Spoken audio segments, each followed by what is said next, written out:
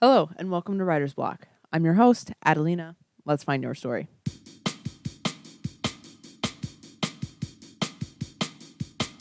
Why do most film or TV adaptations of books go poorly? That's a good question. It's mostly the industry.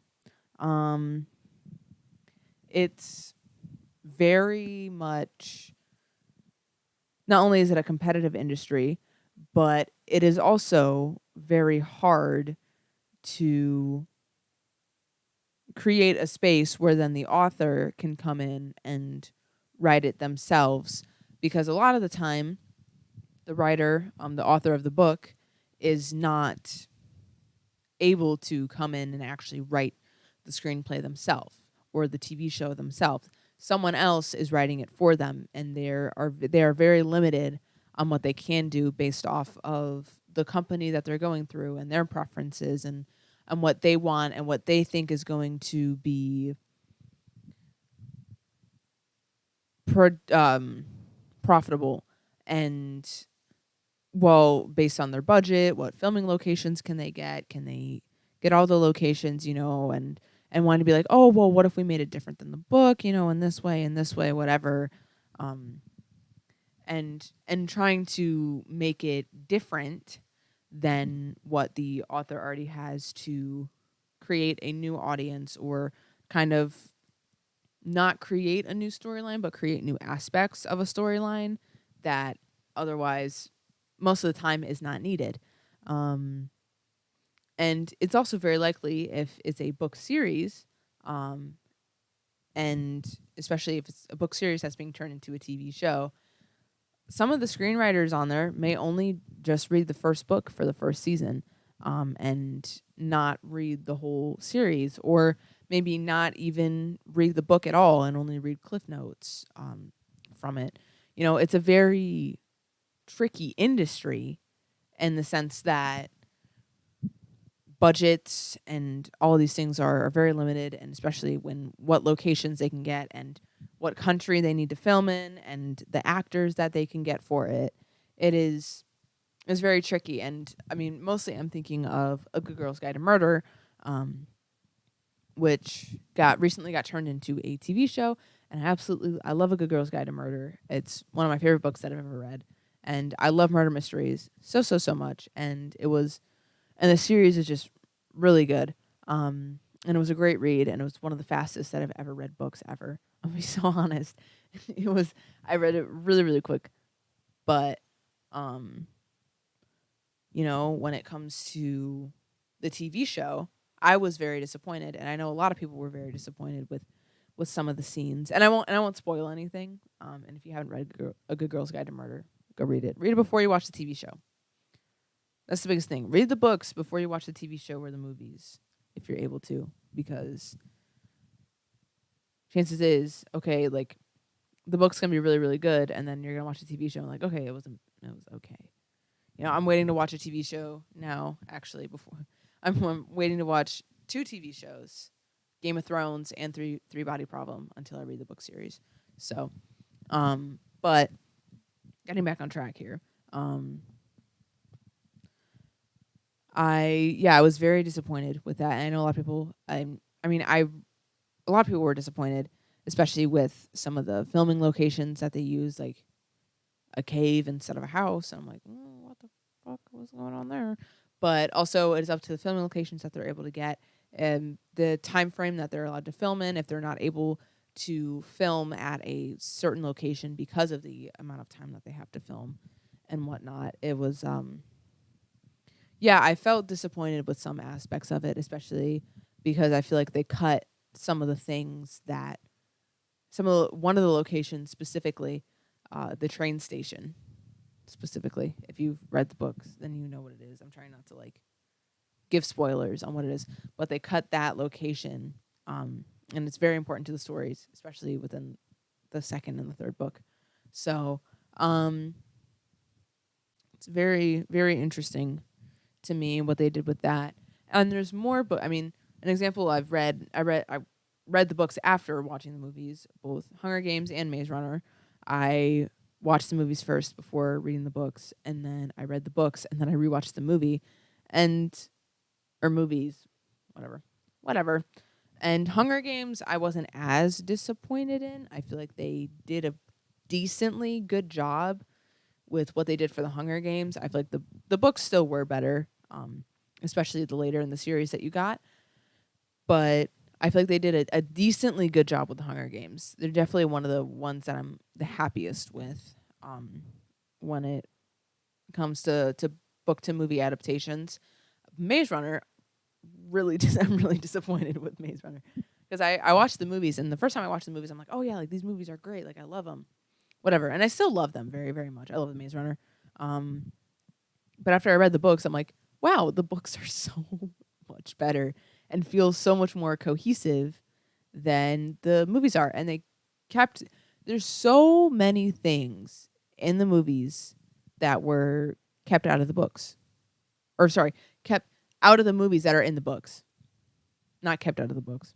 There's a lot more stuff in the books that are just a lot cooler and show way more about like technologically, like, just more technological advancements within the books than in the movies. And even, and this is going to be spoilers, because I feel like if you haven't at least watched or read the Maze Runner books, I feel like that's kind of stupid because it's whatever. I'm going to spoil stuff. The death cure ending in the movies was that they found out that Thomas's blood was the cure, which is very very weird to me because they had these kids since like they had these people since they were kids that they were testing on, and they would take blood samples every single day. That's not the ending in the book. The ending in the book is that they go back through the maze to a safe haven, and then all of the people that are like immune to the virus um, stay in the safe haven, and they start over. Basically, they start over the civilization. Um, and but the ending of the movie is that Thomas's blood is the cure. Oh my god! And that was the thing, and that is not true in the books. And it was actually, and after I read the books, I was really really disappointed. I was really disappointed. I was like, what? We could have had this. We could have had so much more cool stuff. And I get like budget and all of that, and they probably couldn't go back to the maze set and whatnot for the movies. But it's also like you couldn't have tried. But you know, it's things like that where again, budget, filming locations, like and all of that are very very limited in Hollywood, and it's yeah, it's disappointing to see a lot of these movies and stuff. You know, one of the movies that I like absolutely loved the film adaptation of and I thought was point on is probably because John Green, or not John, yes, John Green, um actually like wrote part of it, and if not all of it himself, was Turtles All the Way Down. Um, I really really enjoyed the movie. I think it spoke a lot to the book, and that is a movie that is a lot easier to create a film adaptation out of, but it was really good, and it's like basically the same as the book.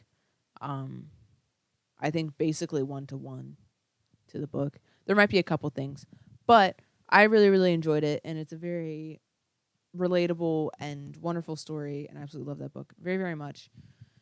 And you know, so there's some of them that work out, and obviously Turtles All the Way Down is an easier kind of movie to shoot and to create because it is a coming of age story rather than something like Maze Runner where you have these big elaborate sets and potentially have to use CGI and for the like the other stuff and whatnot, and especially for Shadow and Bone. Ooh, I can get into Shadow and Bone in a second. I don't want to be like dogging on these TV series and movie adaptations from books because like I watched all of them. Like I enjoyed them. Other than I enjoyed them to an extent. Okay, no, let's get into Shadow and Bone. The one thing about Shadow and Bone that made me very angry is that they combined it with Six of Crows. Now I get you're trying to do like more bang for your buck type thing. The okay. is my least favorite TV or movie adaptation of a book that I've ever watched. It was Shadow and Bone TV series that was on Netflix. I did not enjoy it very much. And then they left it on a cliffhanger that obviously the show got canceled. And then they left, so the cliffhanger that it's left on is nowhere in the books ever, which kind of pissed me off. But again, like with all these things, when they're creating television, they're trying to gear it to somewhat of a different audience, to bring in a new audience that, like, okay, yeah, you could read the books, but there's a lot of people that watch TV and film and whatnot that don't like to read. It's not for everyone. There's also a lot of people that read that don't like watching film and movies and TV, whatever. Like, and that's fine. Do what you want to do. If you don't want to do something, then don't do something. If you do want to do something, do that thing. Whatever. But there's a lot of things that just like go wrong. And even like with writing the stories, like, okay, like it's up to these screenwriters and they get to adapt, especially if the author isn't writing it themselves. That's literally out of their control. It's up to these screenwriters to adapt the story into being whatever they want it to be. And that's kind of what that's just what the TV show is. It's out of their control. They're writing it based off of their budget, their filming locations that they could get, and all of that, and how much time they have to film, how much time they have to for post, and all of that. So it's really difficult to create something like that. And I know there's more film adaptations that have been kind of like roughly announced. One of them being Lightlark, which I'm hoping that that's good. I don't know. And there's a lot of people like, oh, like I would love to see this as a film or a TV show, you know. And also on the other hand, I'm like, I hope that some books never become films or TV shows because I don't want them to be ruined. Potentially, perchance, they may be ruined. They may not be ruined. You know, and they wouldn't be like, oh, it'd be ruining for me. You know, like it'd be like the story would be, I guess ruined isn't the best word to use. They would be not very favorable in the sense that. But there is one series that will always come out on top for movie adaptations, and that is Twilight. It will forever, forever and ever be the best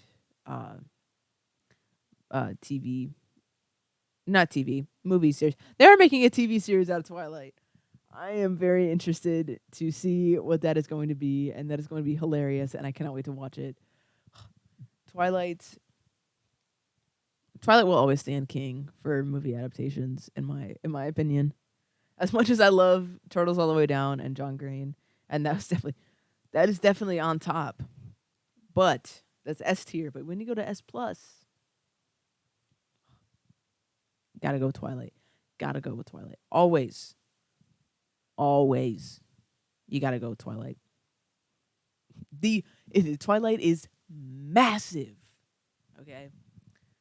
But seriously, yeah, Twilight will always like be in it's in its own category. It's in its own separate category. I feel like it's separate from like all of these other movie and TV adaptations. You have like book, movie, and TV adaptations, and then you have Twilight.